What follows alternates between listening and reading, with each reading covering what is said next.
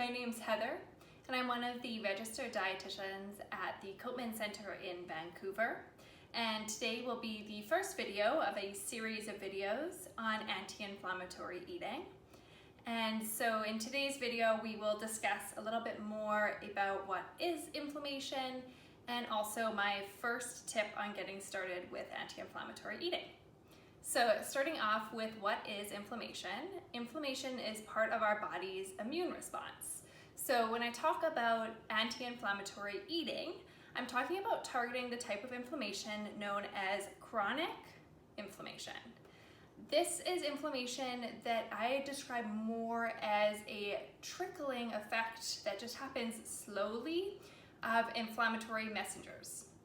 This can be triggered by lifestyle options such as nutrition, exercise, alcohol, stress levels. All of those things can influence our body's inflammatory response. Over time, if we have chronic inflammation, it can lead to certain chronic diseases.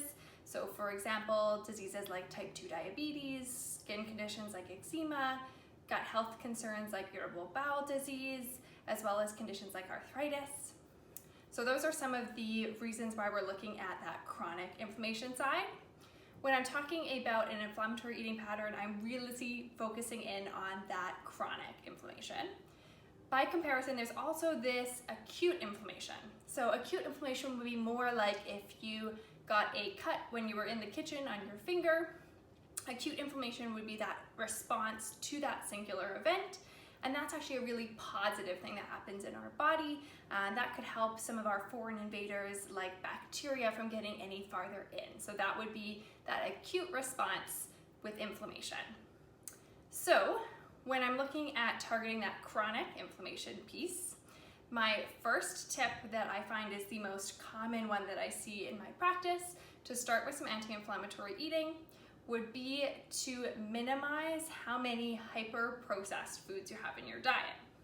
So I always like to make the point here though, that one meal isn't going to make or break your overall anti-inflammatory eating plan. So if you have one time you're going to eat the hyper-processed snack, it doesn't make or break your whole plan. It's really about that longer-term trend. But ideally, we are looking to minimize more of our hyper-processed foods and replace it with more plant-based foods. So when I'm thinking about plant-based foods, I'm looking at whole grains, our produce, like our fruits and vegetables, legumes, nuts and seeds, all of that good stuff.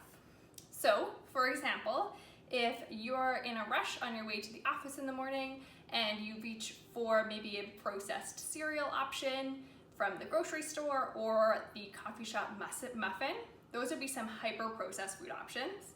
And a swap that we would do on an anti-inflammatory eating plan would be something like having an oatmeal for breakfast, maybe an overnight oatmeal because it's super fast.